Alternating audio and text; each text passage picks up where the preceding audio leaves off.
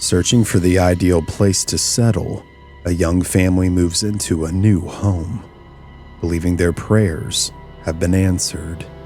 However, just a year later, they find themselves gone, never to return. They are left questioning just who truly answered those prayers and what exactly invaded their lives. An enigmatic entity that perpetrated violence and terror upon them. The untold story of the Black Monk of Pontefract.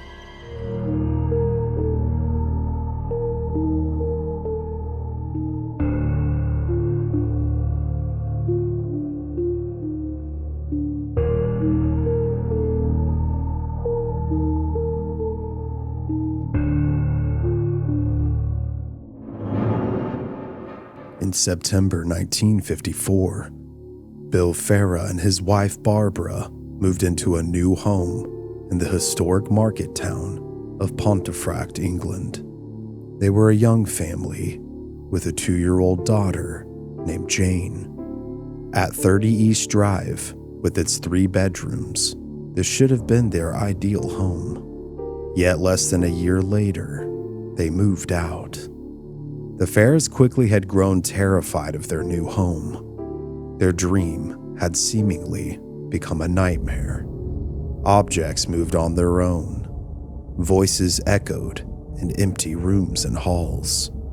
And large rips and tears appeared on their furniture out of nowhere, forming an ominous atmosphere that began to smother them all. These events would culminate one night when Bill and Barbara found their daughter crying, her small face inexplicably covered in scratches, small trickles of blood dripping from each slash, with no rational cause. The family had no pets to blame for their daughter Jane's injuries, and even after they placed cotton mitts on her hands, the wounds continued to appear. The poor child cried every night, leaving her parents scared and confused about what to do and just what could be happening. One day, Barbara frantically rushed upstairs at the piercing sound of her child's cries. What she discovered would shake her to her core. She would find a pillow placed over Jane's face, as if someone or something was attempting to extinguish her young life. At that moment, the answer became clear. The family had to leave, and leave immediately. So they did. They would leave the house and its dark forces. Friends and neighbors of the Farahs, the Pritchard family, would be convinced by the Farah family to switch homes with them, ultimately leaving them at the mercy of whatever malevolent forces that dwelled within the walls. August of 1966, the Pritchards would move into the old Farah residence. Their new home was quite a bit larger than their last and seemed to be the answer to their prayers.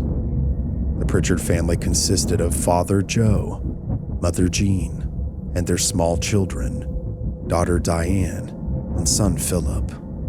Shortly after moving in, however, the same strange occurrences began to manifest.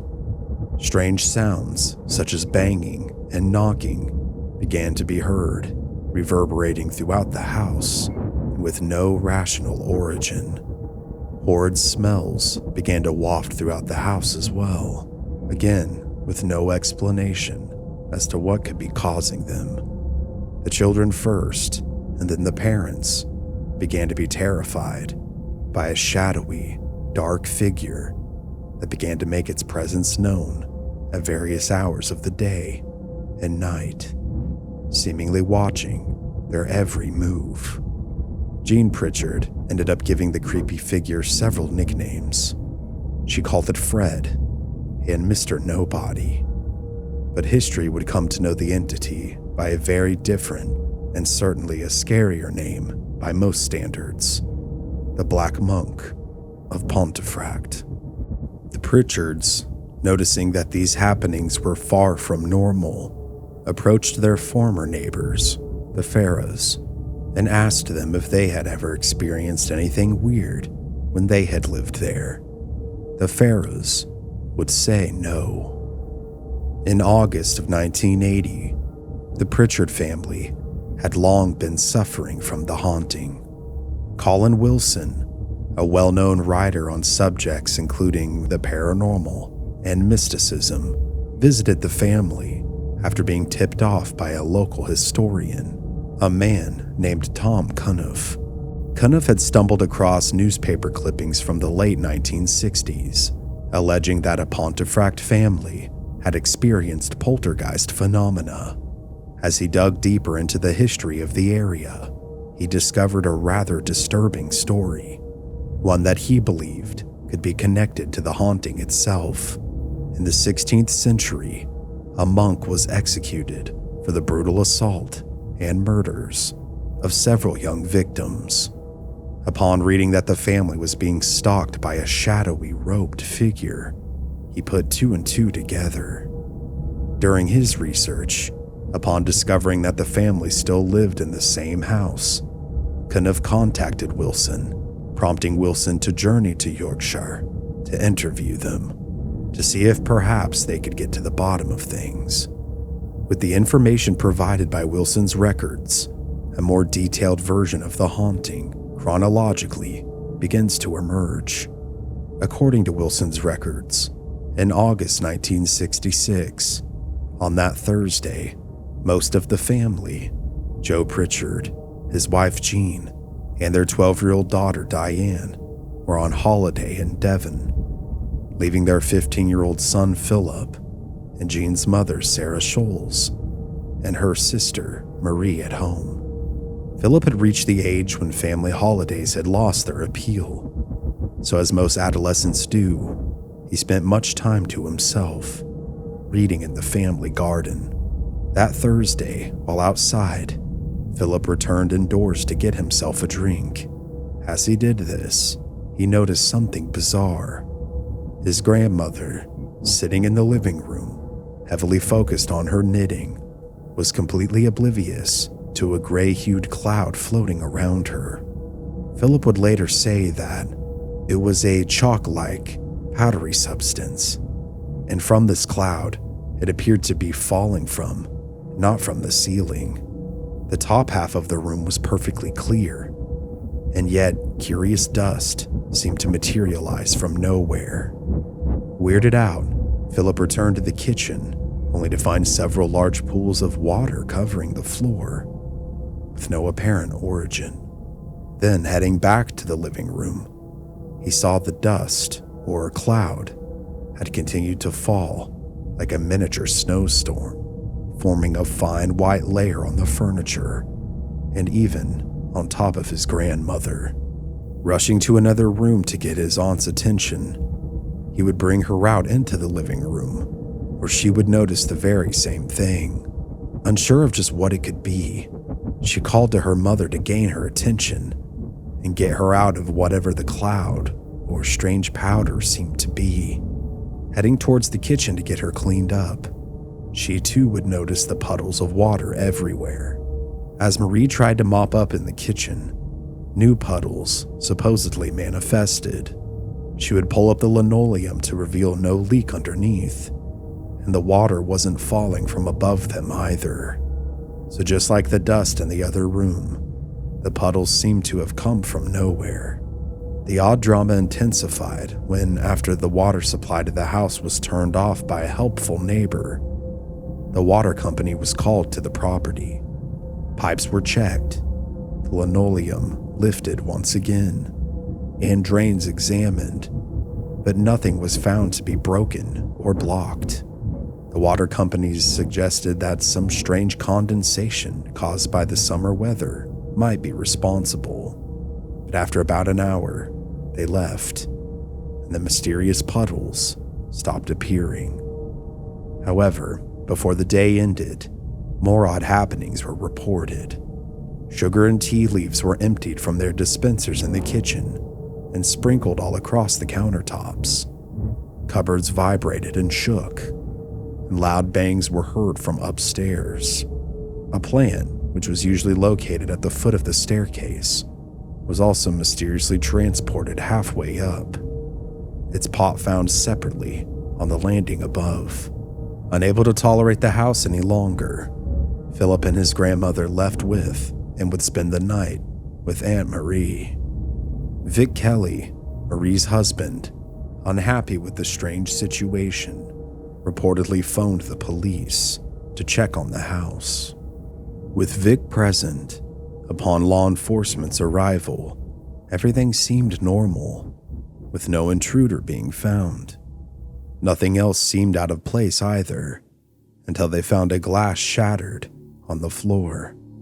In one of Joe and Jean Pritchard's wedding photos, the photo itself slashed from side to side, as if with a sharp knife. Chilled to his core, Vic simply followed the officers back outside of the home and then closed the front door of 30 East Drive and returned to his home.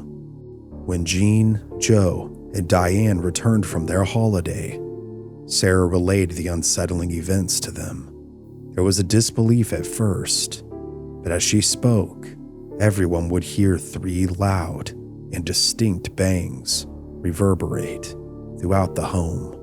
Then, a cold wind blew through the house, almost as if the entity had perhaps left.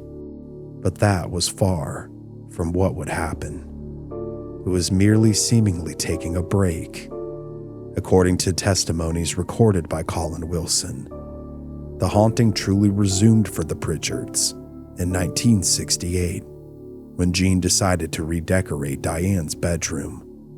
As I've noticed while studying numerous other hauntings, construction or redecoration, or essentially changing what once was, seems to be a way to disturb or wake up whatever forces, good or bad, that could be dwelling within a space. Following this, mysterious temperature changes began to be experienced.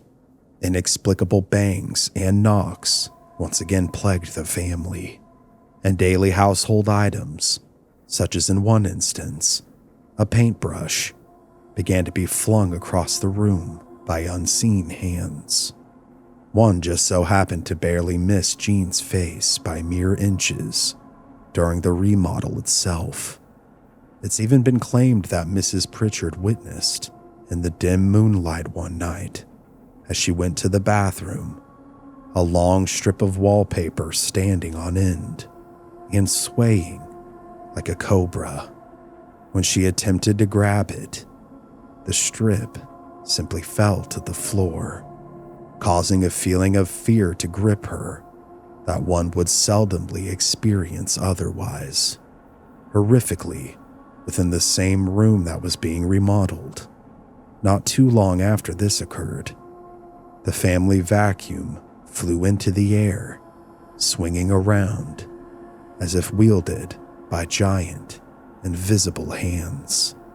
Screaming, Jean dropped onto all fours and rushed back to her daughter, as wallpaper and various objects continued to be thrown towards her. The unseen presence in the house had returned, and it seemed more aggressive than ever, particularly fixated on Diane's bedroom. What followed was described as 9 months of chaos, in which all manner of violent activity was reported. Bangs and thumps echoed from Diane's bedroom with such physical aggression that she occasionally took to sleeping in her parents' room. Ornaments were thrown and levitated, and lights flickered on and off repeatedly. One day, the entire contents of the family's china cabinet were reportedly hurled onto the floor, with not a single precious item being smashed or chipped in the process. One evening, a particularly chilling incident marked an escalation in the severity of the activity. In Diane's room yet again, the lights randomly went out, and a huge shadow appeared on the wall before her. As she witnessed this firsthand in the hallway, while her mother scrambled with a flashlight to try and turn the lights back on. As the teenage girl watched, a heavy oak hall stand floated into the air and rushed towards her with incredible speed. In her attempt to escape, Diane tripped and fell, her back up against the stairs, with the hall stand being thrown on top of her. The weight of the piece of furniture pressed down on her small body, pinning her against the steps. As she struggled to breathe and free herself, another heavy object, a sewing machine that had been on top of the stand, was also thrown onto her. When the lights finally illuminated the scene, her family rushed to help, but the hall stand was too heavy and firmly positioned to move. Jean and Joe struggled to free their daughter, and yet strangely, despite the pressure, Diane was unharmed. The heavy furniture was merely being held in place by some invisible force, enough to keep her trapped, but not to injure her. When instructed to release her, the force seemingly obliged, finally allowing the hall stand and sewing machine to be removed. The poltergeist then seemed particularly fascinated with Diane Pritchard. In addition to the hall stand incident, it was reported that she was tossed from her bed as many as 4 times in a night by the unseen entity. Her bedroom often turned icy cold, and she told her parents it felt as if though someone was present with her, always watching her and lurking just beyond her sight. On one occasion, while standing in the living room combing her hair in front of a mirror, a brass crucifix that she found comfort in with her faith was thrown from a shelf and struck her in the back, sticking to her skin like a magnet. When the crucifix finally fell away, her mother inspected her and discovered a cross-shaped red mark on her skin between her shoulder blades. The mark left reportedly lasted for days, showing the strong force of which it had been thrown with. Before long, the house at 30 East Drive gained quite the local reputation. After being featured in 2 Yorkshire newspapers in September of 1968, people either actively avoided the house or sought to engage with the alleged haunting. Ghost hunters attempted to gain admission into the residence, and it was even reported that a group of students who requested permission to camp in the garden were forced to settle for the large round grass verge in front of the house when Jean Pritchard declined their request. However, even from that distance, the group claimed to still have heard an assortment of bangs and crashes. Along with this newfound fame, it became commonplace for the Pritchard's family's neighbors to experience disturbances within their own homes, as the noises were reportedly that loud, emanating from the Pritchard residence. When all the family's possessions upstairs in the bedrooms were allegedly thrown out of windows and onto the ground below, it was impossible for anyone in the area to deny that something bizarre was happening, something that no one could truly comprehend or truly understand. Eventually, the family began calling their unwanted house guest Mr. Nobody, later nicknaming it Fred. Despite its attempts to force them out, however, the Pritchard family remained.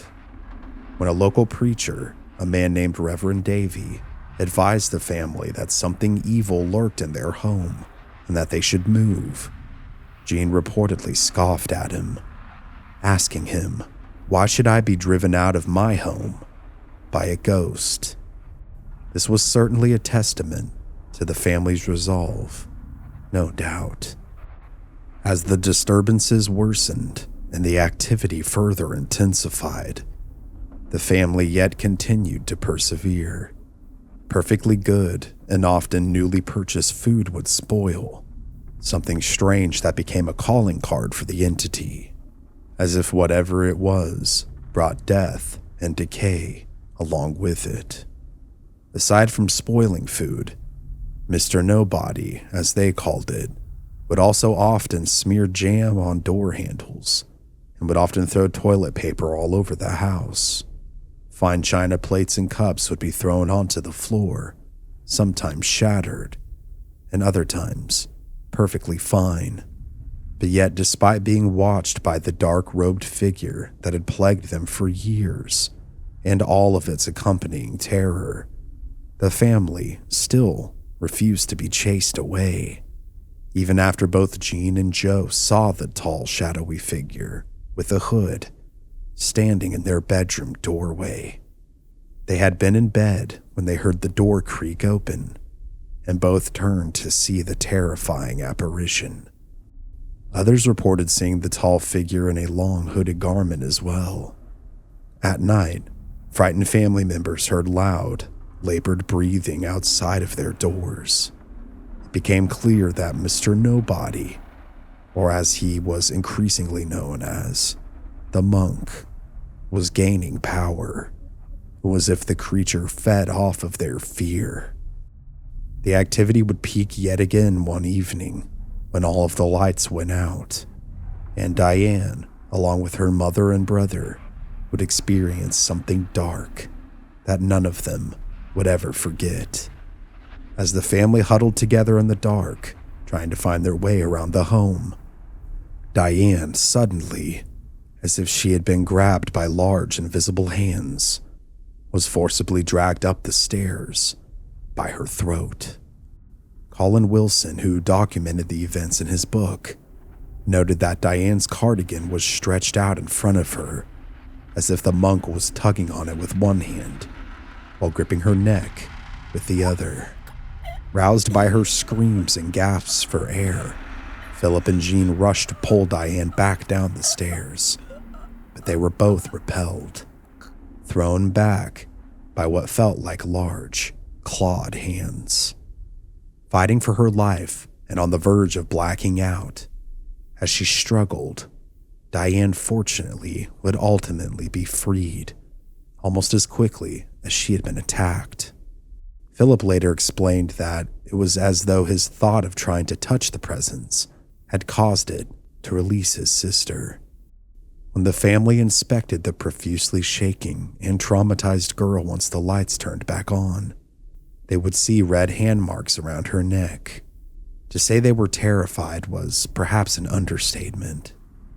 Although they collectively didn't want to leave their home, they desperately wished for the entity to depart.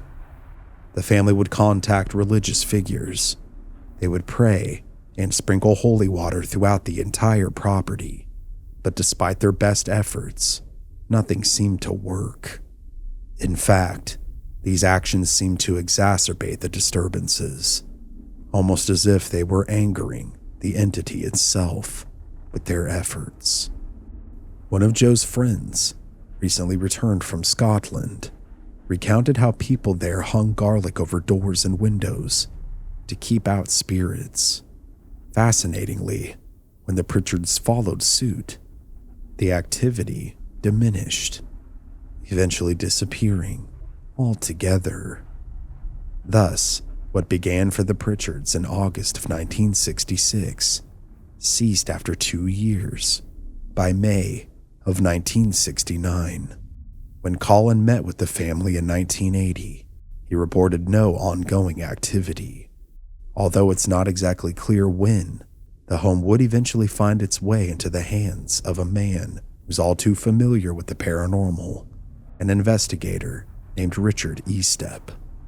If these accounts are true, the events at 30 East Drive appear to be a classic case of poltergeist activity, similar to many other documented instances of spirit hauntings, like the Enfield poltergeist in 1977.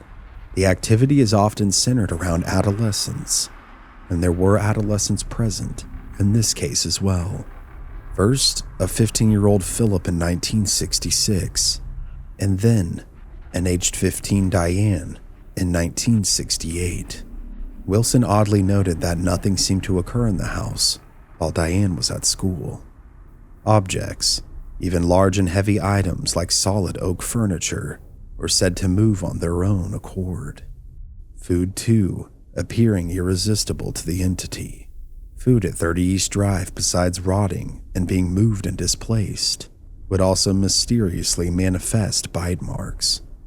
The appearance of puddles of water on the kitchen floor at the beginning of the Pontefract case is also a hallmark of other poltergeist occurrences. The respected parapsychology researcher Guy Lyon Playfair suggested that the neat puddles found in the Pritchard home and others allegedly haunted by poltergeists might be some form of condensation of the energy used by the entities. The activity disappearing as the children transition from adolescence to adulthood is also consistent with other poltergeist cases. Yet despite these claims, many argue that activity at 30 East Drive never truly ceased, asserting that it predates the Pritchards and their teenage children by over a decade. At the beginning of this story, I referenced a testimony from the Farah family and their 2-year-old daughter, Jane, who had lived at the property before the Pritchards.